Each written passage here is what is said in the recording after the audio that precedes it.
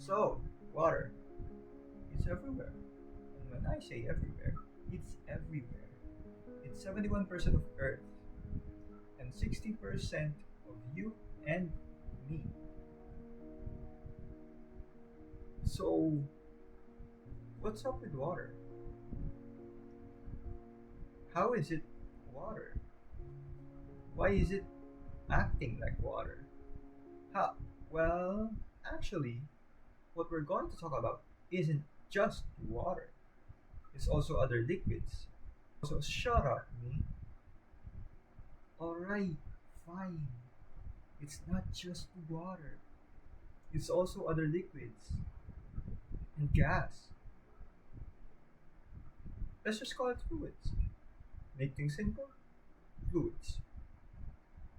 But really, most of it is going to be water. So, again, what is the deal with fluids? Well, to know that, we need to conduct an experiment or experiments. And to conduct said experiments, we need equipment. And when handling equipment, there's a lot of things that we need to know and understand. Why? Well, according to an article written by Watson published in 2022, if we don't know the equipment, that there is going to be a lot of problems. A lot of variables will be wrong. We could break the equipment, we could get wrong results, we could lose a finger. Need I go on? So, when I say we need to understand the equipment, we must understand the equipment. We need to know how to use the equipment and when to use the equipment. Okay? Okay. So, here's what we're going to do. To make things more interesting, while I yap and talk about the handful of equipment that we picked out of many, many, many equipment that there is, my groupmates will actually be doing the hard work and be drawing it for us. So, the first equipment that we're going to talk about is demonstration cavitation. This self-contained apparatus is designed to demonstrate cavitation and its effects on hydraulic systems. It features a clear acrylic mercury-shaped test section, allowing direct observation as water flows through. As the flow increases, pressure drops at the throat, based on the Bernoulli principle. When it reaches the liquid's vapor pressure, bubbles form and collapse downstream, illustrating the cavitation process. Burden gauges track pressure before, at, and after the throat, while control valves adjust flow and pressure, making cavitation easy to observe and study in hydraulic systems. The next equipment is the basic metacentric height. This advanced metacenter apparatus demonstrates stable and unstable equilibrium using a floating rectangular pontoon. The center of gravity is adjusted with a sliding weight on a vertical mast, while a plumb bob shows the angle of heel on a calibrated scale. A laterally adjustable weight changes the heel angle, allowing users to access pontoon stability.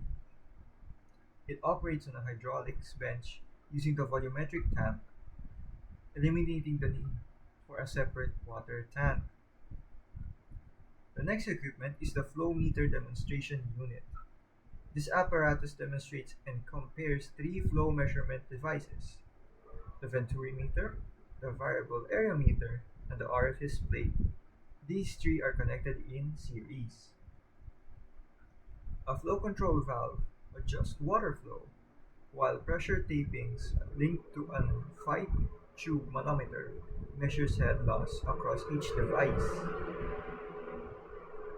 The transparent flow meters and pipework are mounted on a metal panel for clear visibility. A hand pump pressurizes the manometers while a hydraulics bench supplies water and enables volumetric calibration of each flow meter. Next equipment is the demonstration Dalton turbine. This experimental unit features a Dalton wheel with a needle nozzle distributor, a band brake for loading, and a transparent front wheel for observing, and a transparent front wheel panel for observing water flow, wheel, and nozzle during operation. Adjusting the nozzle needle controls the flow rate by changing the nozzle cross-section. As an impulse turbine, the Dalton converts water pressure energy into kinetic energy entirely through the nozzle.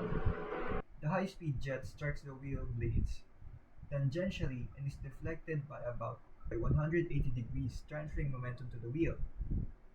Torque is measured using a band brake and spring balances, while a non-contact measures rotational speed and a manometer displays inlet pressure.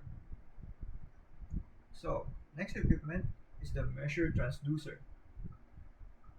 This measures pressure using a sensor capable of converting pressure acting on it into electrical signal.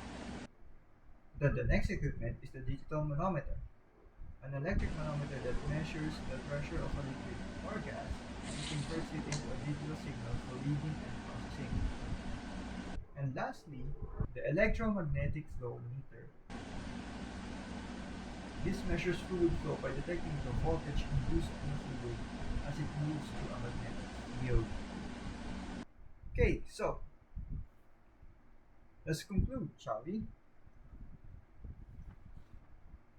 In order to figure out how water works and why water works like it does, or how a fluid works and why a fluid works like it does, we need to conduct experiments. And in order to conduct said experiments, we need equipment. And to use equipment, we need to understand the equipment. We need to know how to use the equipment so we don't lose fingers. Alright? Bye.